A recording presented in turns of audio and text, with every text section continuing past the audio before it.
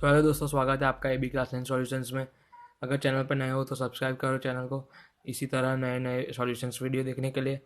आज हम पढ़ेंगे हिंदी पार्ट 3, क्या निराश हुआ जाए, उसका स्वाध्याय। चलिए शुरू करते हैं। पार्ट 3 स्वाध्याय। निम्नलिखित प्रश्नों के एक एक वाक्य में उत्तर लिखिए। प्रश्न 1, आज समाचार पत्र में कौन कौन से समाचार भरे रहते हैं? समाचार पत्र में ठगी, डकैती, चोरी, तस्करी और भ्रष्टाचार के समाचार भरे रहते हैं। प्रश्न 2, देश का वातावरण आज कैसा बन गया है?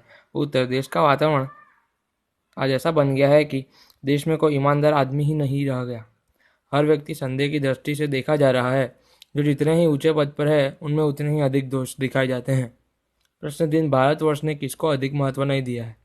उत्तर, भारतवर्ष ने भौतिक वस्तुओं के संग्रह को अधिक महत्व नहीं दिया।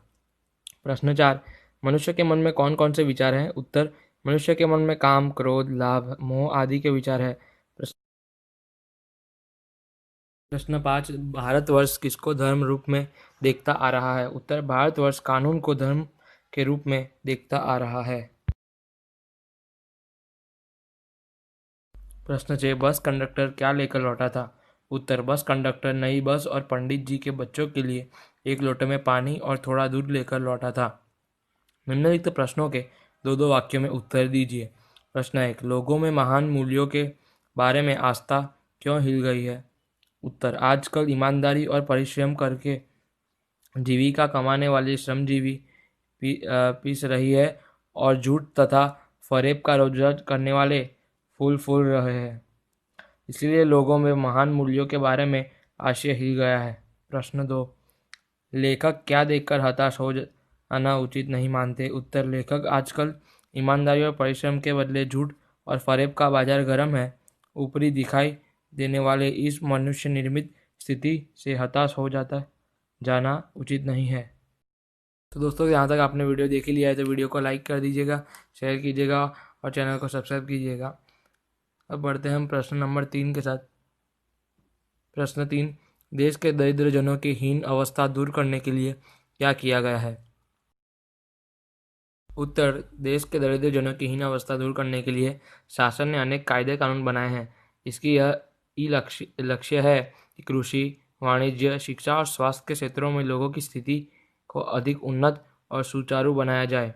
प्रश्न 4, कविवर रविंद्रनाथ ठाकुर ने प्रार्थना गीत द्वारा भगवान से क्या याचना की है? उत्तर, कविवर रविंद्रनाथ ठाकुर ने अपनी प्रार्थना गीत में भगवान से यह याचना की है कि संसार में केवल नुकसान उठाना पड़े, धोखा खाना पड़े तो भी मैं विचलित नहीं हूँ। ऐसे अवसर पर भी प्रभु मुझे ऐसी शक्ति दो कि मैं तुम पर संदेह न करूँ। निम्नलिखित प्रश्नों के 5-6 वाक्यों में उत्तर लिखिए। प्रश्न 1, लेखक का मन क्यों बैठ जाता है? उत्तर, हमारे देश के अखबार चोरी, डकैती, तस्करी और भ्रष्टाचार के समाचारों से भरे रहते हैं। राजनीतिक दल एक दूसरे पर आरोप प्रत्यारोप लगाते रहते हैं। ऐसा लगता है कि जैसे देश में कोई ईमानदार ही नहीं रह गया। लोग हर व्यक्ति को संदेह की दृष्टि से देखते हैं। जो जितना ऊंचे पद पर है उनकी उतनी ही अधिक दोष दिखाए जाते हैं। सब अपने अपने स्वार्थ में लिप्त हैं। देश के हित की बात बहुत कम हो रही है। देश और समाज की ऐसी दशा देखकर लेखक का मन बैठ जाता है। प्रश्न 2, भारत को महामानव समुद्र क्यों कहा गया है? उत्तर, भारतवर्ष एक प्राचीन और विशाल देश है। सदियों से यहाँ अनेक जातियाँ आई और यहीं बस गई। विदेशों से अनेक धर्मावलंबी यहाँ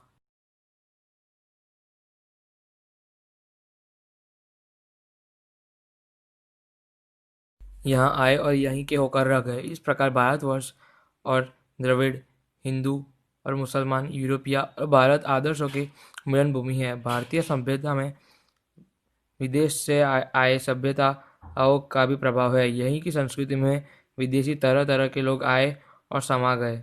इसलिए भारतवर्ष को महामानव समुद्र कहा गया है। प्रश्न 3, धर्म को भारतवर्ष में श्रेष्ठ क्यों माना गया है? उत्तर, शासन और समाज की सुख सुविधा के लिए सरकार तरह तरह के कानून बनाती है, लेकिन भारतवर्षियों की दृष्टि में धर्म कानून से बड़ा है। धर्म के कारण ही अब से सेवा, सच्चाई, ईमानदारी और आध्यात्मिकता आदि बने हुए हैं। धर्म के भय से मनुष्य झूठ और चोरी को गलत समझता है। धर्म बुद्धि के कारण ही लोभ, मोह, काम, क्रोध आदि विकारों पर संयम रख सकती है और निकृष्ट आचरण करने से रोकती है। इसीलिए धर्म को भारतवर्ष में श्रेष्ठ माना गया है।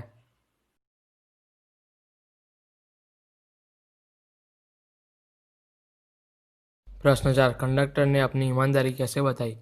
उत्तर, एक बार लेखक सहपरिवार बस यात्रा कर रहे थे।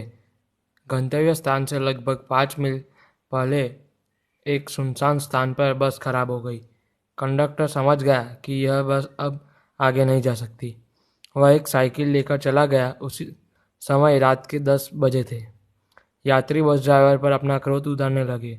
लेखक के बच्चे भोजन और पानी के लिए बिल्कुल व्याकुल थे।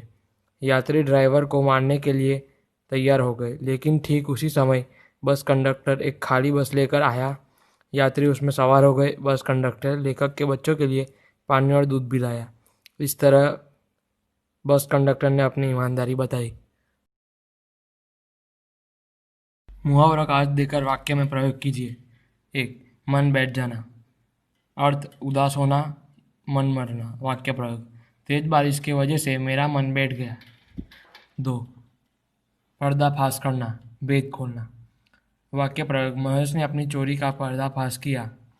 3, फलना फूलना, मतलब समृद्ध होना, विकसित होना। वाक्य प्रयोग, राजेश को उसने दादी जी ने आशीर्वाद दिया कि तुम खूब फूलो।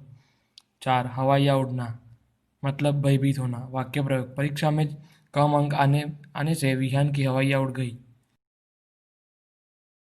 5, पर्दाफाश, मतलब भेद खुलना। वाक्य प्रयोग, बैंक में लूट करने वाले चोरों का आज पुलिस ने किया पर्दाफाश।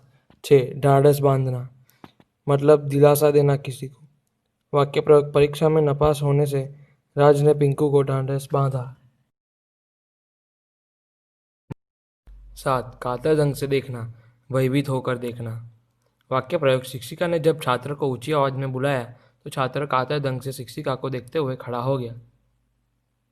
विशेषण बनाइए। भारत, भारतीय। समाज, सामाजिक। क्रोध, क्रोधी। समय, सामायिक। धर्म, धार्मिक। शब्द समूह के लिए एक शब्द।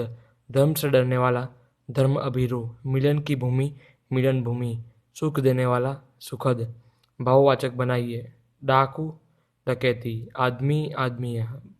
बहुत, बहुतायक। सभ्य, सभ्यता। मानव, मानवता। क्वेश्चन नंबर 7, ईमानदार, बेईमान। भ्रष्टाचार, सदाचार। आंतरिक, बाह्य। सबल, निर्मल। दोस्तों, यहाँ तक आपने वीडियो देख लिया है तो चैनल को प्लीज़ सब्सक्राइब कर लीजिए और वीडियो को एक लाइक भी कर दीजिए। धन्यवाद।